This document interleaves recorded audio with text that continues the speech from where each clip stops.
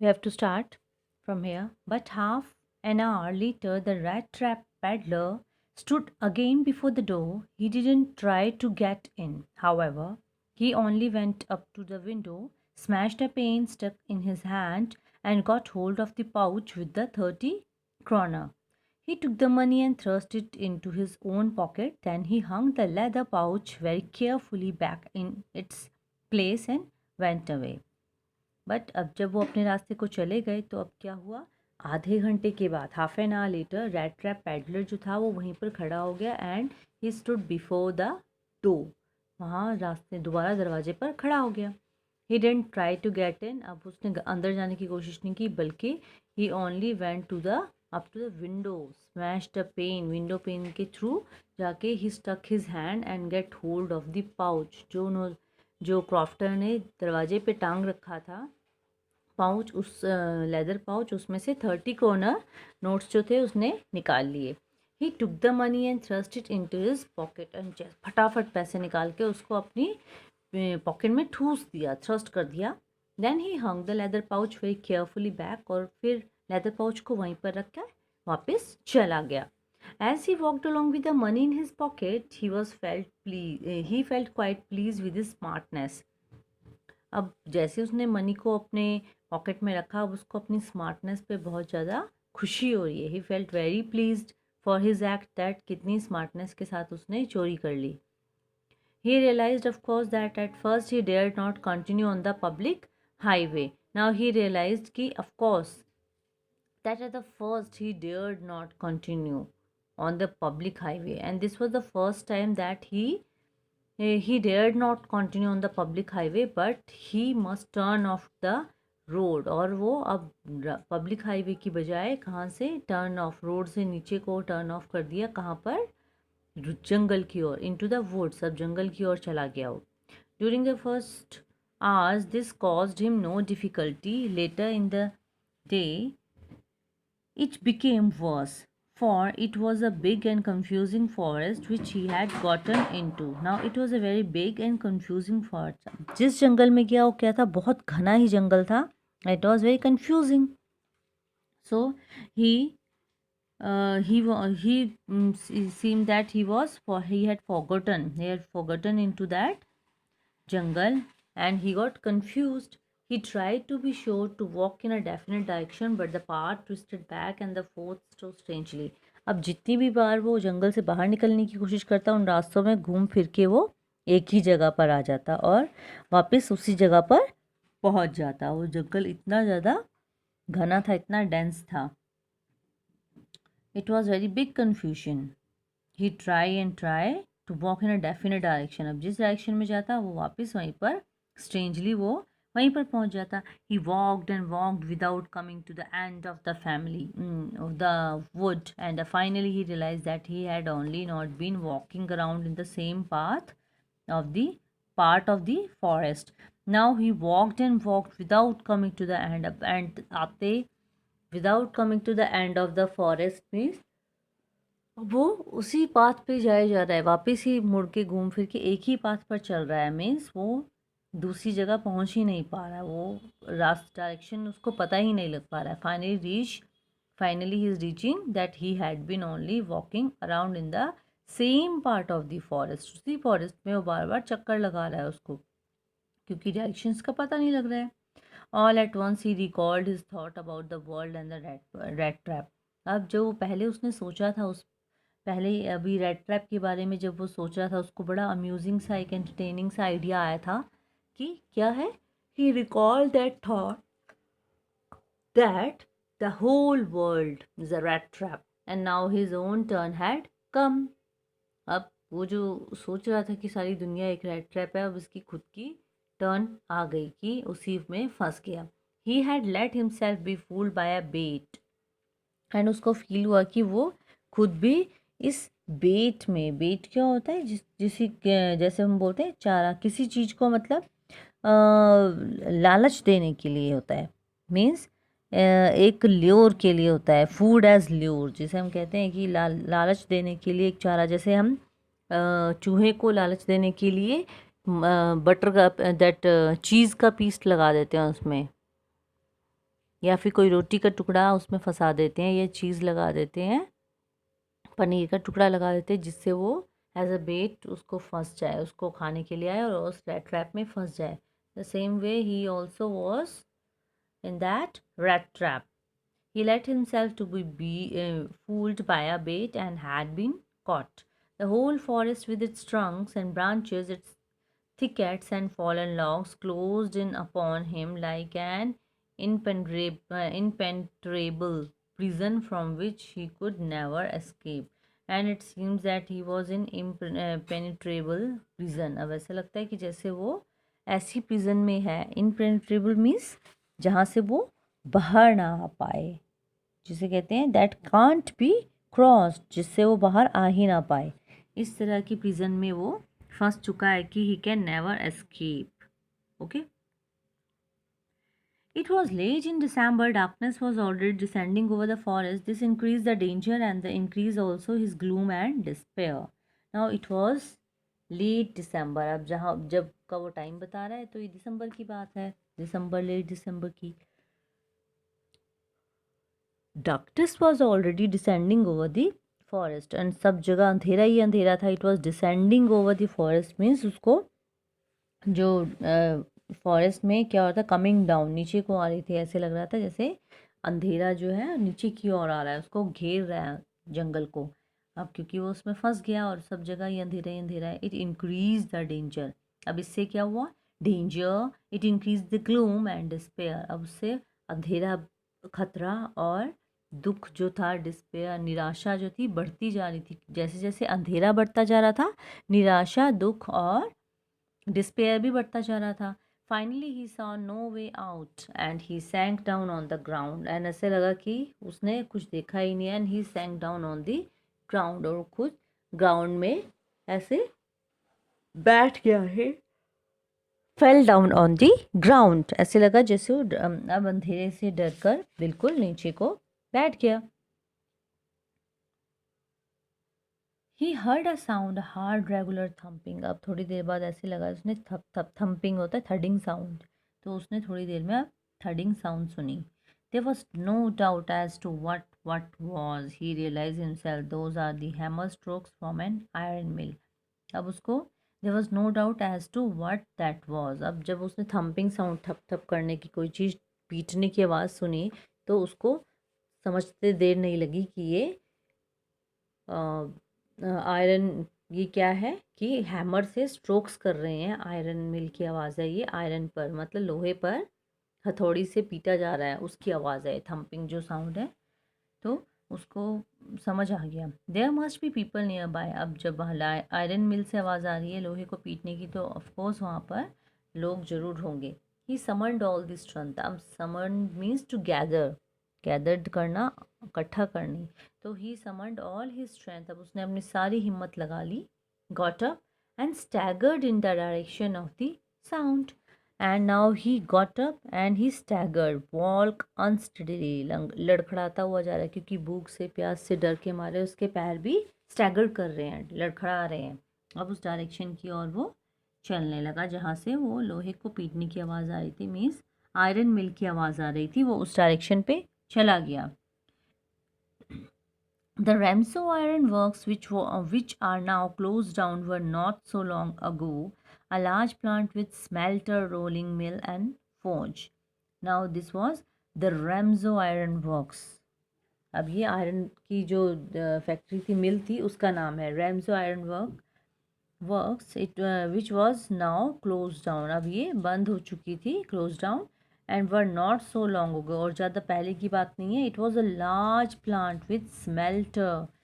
तो एक बहुत बड़ा प्लांट हुआ करता था, and smelter means melting of iron, एक लोहा पिघलाने वाला जो होता है मशीन, ठीक है। With smelter, rolling mill and forge. तो उसमें स्मेल्टर था, रोलिंग मिल मतलब एक फैक्ट्री थी, that flats the sheets of metal, जहाँ लोहे को पिघलाकर पतली शीट्स बनाया जाता है। पहले स्मेल्टर से उस आयरन को पीटा जाता है, मेल्ट किया जाता है, फिर रोलिंग मिल होती है जिससे पतला कर दिया जाता है आयरन को, and forge means furnace.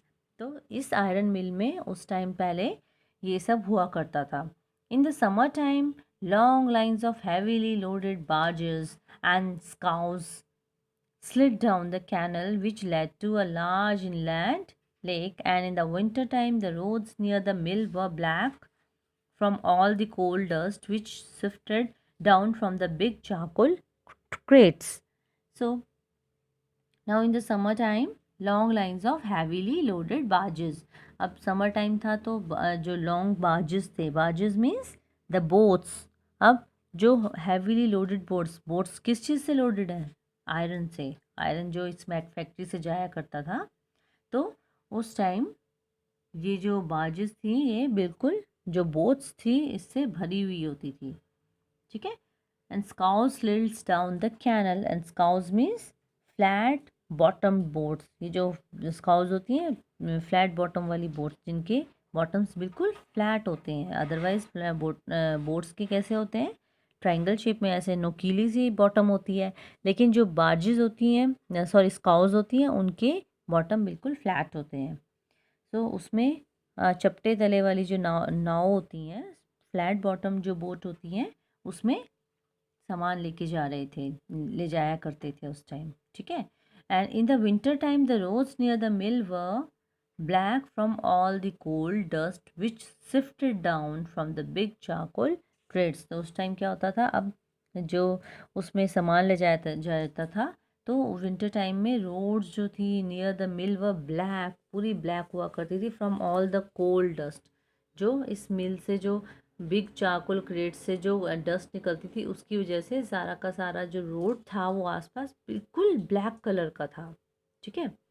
During one of the long dark evenings just before Christmas, the master smith and his helper sat in the dark forge near the furnace, waiting for the pig iron which had been put in the fire to be ready to put on the anvil. Now, during one of the long dark evenings, during his dark evenings just before Christmas, it was the Christmas time. अब उससे पहले की बात है, the master Smith and his helper. तो उस दिन master Smith जो थे एंड उनके जो हेल्पर थे, they were sitting dark forge near the furnace waiting for the pig iron. अब वो फोर्ज के पास बैठे हुए थे. किस लिए? पिग आयरन होता है रॉ आयरन, कच्चा जो लोहा होता है, कच्चा मटेरियल होता है. जो pig iron means that raw material, जो आयरन का रॉ मटेरियल होता है. अब वहाँ पर वो बैठे थे फौज के पास. किस लिए? इस लोहे को पिघलाने के लिए. ठीक है. So had been put in the fire to be ready to put on the anvil, ताकि उसको अब एनविल में वो डाल सके.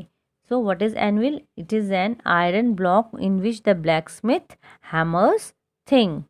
ठीक है. जिसमें क्या होता है, एक आयरन ब्लॉक होता है जिसमें ब्लैक स्मिथ्स जो होते हैं, लोहार जो होता है, वो हैमर्स करता है, चीज़ों को पीटता है उसको. ठीक है. उसको ठोक पीट के जो उसकी शेप है उसमें लेके आता है. So every now and then one of them got up to stir the glowing mass with a long iron bar. Now, every now and then, one of them they got up to stir the glowing mass. अब वो उठते थे और जो glowing mass होता था उसे with a long iron bar से उसको निकालते थे. Returning in a few moments, dripping and perspiration. And उसके बाद वापस आते थे, ड्रिपिंग करते थे उसे, falling of drops and perspiration means sweat. अब वो सब जब लोहे की भट्टी के पास काम कर रहे हैं तो वो सब कैसे होते थे? बिल्कुल पसीने से भीगे हुए, ड्रिपिंग कर रहे होते थे. एंड पर्सिपिरेशन मीन्स दैट स्वेटिंग, पूरे पसीने से भीगे हुए होते थे, बिल्कुल नहाए हुए होते थे. Okay. Though as that was the custom, अब ये तो एक कस्टम था. So he wore nothing but a long shirt and a pair of wooden shoes. अब वो कुछ नहीं पहनता था, एक लंबी सी शर्ट एंड वुडन लकड़ी के शूज़ पहना करता था, सिर्फ जब वहाँ पर काम किया जाता था. ठीक है. All the time there were many sounds to be heard in the forge. The big billows groaned and the burning coal cracked. So these were the different sounds they used to hear. That was the groaning and the burning coal, the cracking of the coal. So अब ये आवाज़ें वो सुना करते थे. The fire boy shoveled charcoal into the maw of the furnace with a great deal of clatter. अब वहाँ पर जो बिग बिलो ग्राउंड, अब bellows means the pipe that blow air, bellows होती है जिनसे, जो ऐसी पाइप्स होती जिनसे हवा निकलती है। अब क्या था, उन जो पाइप्स थी वहाँ पर फायर बॉय, जो फायर बॉयज़ थे, दे शॉवल चारकोल। अब उनको मॉ ऑफ द फर्नेस, अब मॉ होता है लाइक अ बिग माउथ, तो अब वो जो फर्नेस थी, जो उसकी जो लोहे की जब पीटते थे तो जो भट्टी में से जो आग निकलती थी, it was great deal of clatter, तो उसको करने के लिए लाउड, वहाँ पर जब वो खड़े होते थे तो लाउड साउंड नॉइस क्रिएट होती थी बहुत ज़्यादा, और इतना ज़्यादा गर्मी होती थी, क्रैकिंग होती थी, ये सब उन फायर बॉय को टॉलरेट करना होता था। अब वो उन शॉवल्स को, जो फावड़े कुदाल उन सबको भरता था, एंड वो mom is like a big mouth of furnace, उनका मुंह भर देता था। ठीक है। आउटसाइड रोड द वाटरफॉल, और उसके बाहर जो है पानी का वाटरफॉल जो है उसकी आवाज़ थी। And a sharp north and whip the rain against the brick tiled roof, और उसकी दूसरी तरफ क्या था, शार्प नॉर्थ साइड में wind whip the rain, wind whipping the rain means sharp blowing or the thrusts of the rain, मतलब फटकारती हुई, आघात करती हुई, ऐसे था कि जैसे बारिश हो रही है, rain against the brick tiled roof, brick tiled roof में जैसे बारिश होती है। Okay, it was probably an account of all this noise that the blacksmith did not notice, और ये सब मतलब इस पूरे प्रीवियस पैराग्राफ में क्या किया है, डिस्क्रिप्शन बताया कि रैम्स ऑफ फायर मिल्क में क्या क्या कैसे कैसे होता है, वो डिस्क्रिप्शन को मेंशन किया है। रैम्सो मिल्क में जो आयरन मिल में काम करते हैं वो कैसे होता है, क्या क्या काम होता है। Okay, now it was probably on account of all this, अब ये सब जो था, दिस नॉइस, ये इसी वजह से होता था that the blacksmith did not notice, जो ब्लैक स्मिथ नोटिस नहीं करता था, that a man had open the gate and entered the forge. अब इतनी सारी आवाज़ें, इतना सारा शोर आ रहा है कि जो ब्लैक स्मिथ था उसको पता ही नहीं लगा कि किसी आदमी ने, इतने शोर में पता ही नहीं चला that a man had open the gate and he has entered the forge until he stood close up to the furnace, जब तक कि वो आदमी, मीन्स कौन था ये आदमी, he was the crofter, sorry that peddler, red trap बेचने वाला जो पैडलर था। सो अब वो उसके क्लोज आके खड़ा हो गया, तो उसको तब पता चला कि, अब जो ब्लैक स्मिथ था उसे तब पता चला कि कोई उनके आयरन मिल के अंदर आ गया है। Surely it was nothing unusual for poor vagabonds without any better shelter for the night to be attracted to the forge by the glow of light which escaped through the sooty panes, and to come in a warm themselves in front of the fire. Now this was, surely it was nothing usual for poor vagabonds. अब ये it was nothing unusual, अब ये कुछ अलग नहीं था एक poor vagabond, एक जो इधर उधर भटकने वाले वैगाबॉन्ड के लिए, विदाउट एनी बेटर शेल्टर। अब ये इट वॉज नथिंग अनयूजुअल, उसके लिए तो एक बहुत अच्छा शेल्टर मिल गया था, for the night to be attracted to the forge by the glow of light. अब उस लाइट को देख के वो उसकी तरफ अट्रैक्टेड हो गया, with escape through the sooty panes. Now what are the sooty panes? These are the glass pane covered with the smoky dust. अब उन पेन्स के थ्रू वो आ गया था, and to come in to the to warm themselves in front of the fire. अब क्योंकि बहुत कड़ाके की ठंड पड़ रही, बहुत ठंडा हो गया था मौसम, तो वो फायर के सामने आके बैठ गया अपने आप को वार्म अप करने के लिए, अपने आप को वार्म करने के लिए।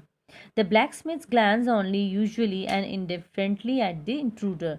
नाउ द ब्लैक स्मिथ्स, अब वहाँ पर जो काम कर रहे थे, they all glanced only casually, अब उन्होंने बहुत हल्के से, कैजुअली मीन्स ज़्यादा इंटेंटली, बस सरसरी नज़र से उसकी ओर देखा, कैजुअली देखा, एंड इनडिफरेंटली, इनडिफरेंटली में विदाउट केयरिंग, मतलब लापरवाही से, ज़्यादा ध्यान नहीं दिया उसके ऊपर। Eight the intruder, intruder means the stranger who enter without permission, intruder means the person who enter without permission. अब उसको सिर्फ एक नज़र देखा और उसकी ओर ध्यान नहीं दिया। He look the way people of this type usually did, with a long beard, dirty, ragged, and with a bunch of red traps dangling on his chest. अब he looked the way people of this type usually did. अब वो वैसा ही दिख रहा था जैसे उस तरह के लोग दिखा करते थे। मीन्स एक आवारा जो वेगाबॉन्स हैं, इधर उधर घूमने वाले, जो चूहादानी बेचते हैं, वो कैसा था। अब उसका डिस्क्रिप्शन बताया है, अब फर्स्ट टाइम यहाँ पे उसको डिस्क्राइब किया गया है कि वो कैसा दिखता है। That is he usually did with a long beard, he had a long beard, dirty, ragged, वो ड्रेस भी डर्टी है, उसकी बियर्ड भी डर्टी है, रैग्ड फटे पुराने कपड़े हैं, and with a bunch of red traps, और उसने बंच ऑफ रेड ट्रैप्स जो है दे वर डैंगलिंग ऑन हिज चेस्ट, उसकी छाती पे अब वो लटका रखे हैं उसने अपनी चेस्ट पे। He asked permission to stay, and the master blacksmith nodded a haughty concern without honoring him with a single word. Now, जो पैडलर है उसने परमिशन ली वहाँ पर रुकने की, और जो मास्टर ब्लैकस्मिथ था उसने नॉड कर लिया। Nodding means that is to give permission.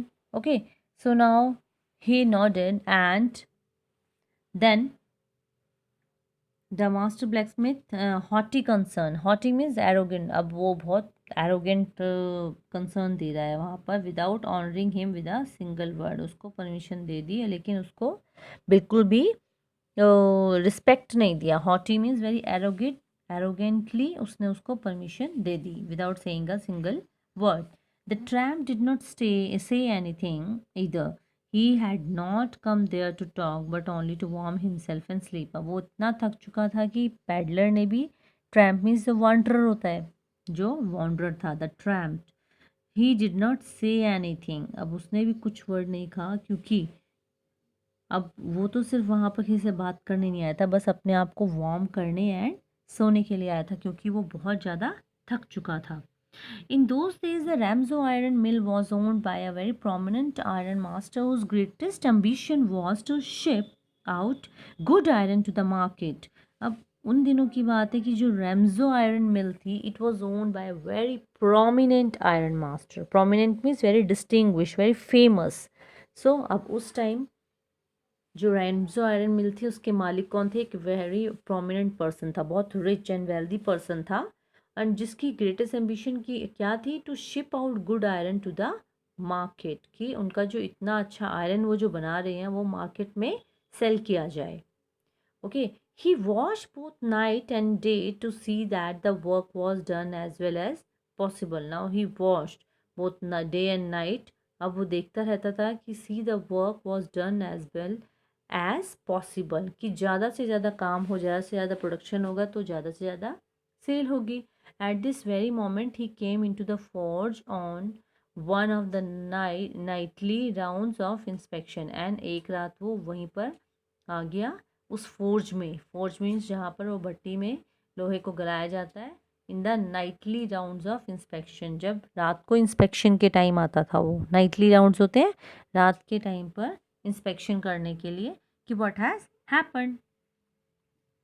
Naturally, the first thing he saw was the tall ragamuffin who was eased his way so close to the furnace that steam rose from his wet rags.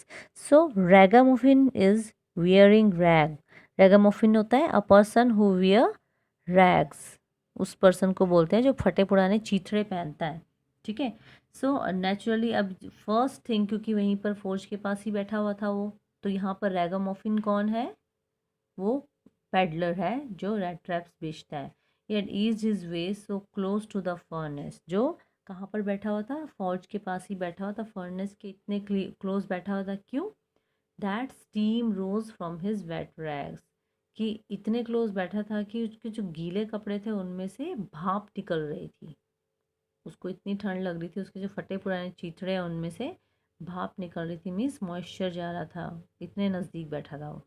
The iron master did not follow the example of the blacksmith who had hardly deigned to look at the stranger. He walked close up to him, looked him over very carefully, then tore off his slouch hat to get a better view of his face. Now, अब जो iron master था, ही did not follow the example of the black Smith. अब जैसे black Smith ने उसकी ओर बिल्कुल ध्यान नहीं दिया था, इसने ऐसा नहीं किया, उसने बहुत ध्यान से देखा। He walk so close to him, ragamuffin means जो ये पेडलर है उसके पास बैठा हो, बहुत क्लोजली बैठा, and looked him very carefully, उसके इतने केयरफुली देखा कि उसने अपने जो हैट था उसका स्लाउच को टोर ऑफ कर दिया ताकि उसका फेस वो ध्यान से देख सके. But of course it is you, Nils Olof, he said. How do you look?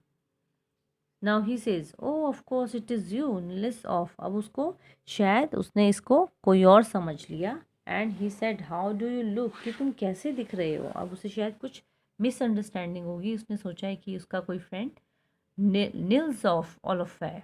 Okay. The man with the red trap had never before seen the Iron Master at Ramzo and did not even know what his name was. But it occurred to him that if the fine gentleman thought he was an old acquaintance, he might perhaps throw him a couple of kroner. Therefore, he did not want to undeceive him all at once. Yes, God knows things have gone downhill with me, has he said. You should not have resigned from the regiment, said the Iron Master. That was a mistake. If only I had still been in the service at the time, it never would have happened. Well, now of course you will come home with me to go along up to the manor house and be received by the owner like an old regimental comrade. That, however, did not please the tramp. So the man with the rat trap had never seen before the iron master. अब उसने कभी नहीं देखा था, लेकिन उसको लगता है कि जब ये उसको बोल रही हैं, उससे बात कर रहे हैं, तो मे बी इट है occur to him that if the fine gentleman thought he was an old acquaintance. अब कहता है जब ये आदमी जो फाइन जेंटलमैन है ये सोच रहा है कि ये मुझे जानता है, तो he might perhaps throw him a couple of kronor, तो हो सकता है शायद उसने उसको कुछ क्रॉनर्स दिए हों. Therefore he did not want to undeceive him all at once, तो इसलिए वो उसको अब अनडिसीव करना नहीं चाहता उसको. Okay.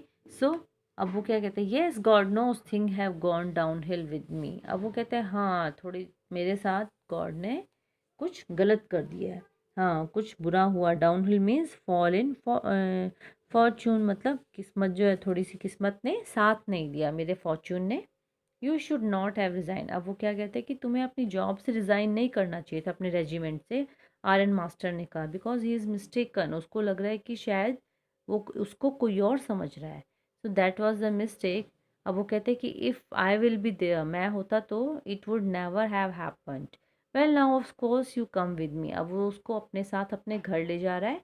And he says to go along up the manor house. So manor house means farm house. अब वो अपने फार्म हाउस में लेके जाता है एंड उसको फिर अच्छे से owner like an old regimental comrade की तरह उसको बहुत ज़्यादा रिगार्ड देता है. That how ever did not please the tramp, जो कि ट्रैम्प को, ट्रैम्प मीन्स जो पैडलर है हमारा, उसको बिल्कुल भी अच्छा नहीं लगा, क्योंकि उसे इसकी आदत नहीं है, उसको इसकी खुशी नहीं. How ever did not please the tramp, जो उसको रिस्पेक्ट और वो उसको बहुत ज़्यादा हाई हाई प्रोफाइल की जो उसको रिस्पेक्ट दे रहा था, उसको इसकी आदत नहीं थी, उसे बहुत अजीब लग रहा है.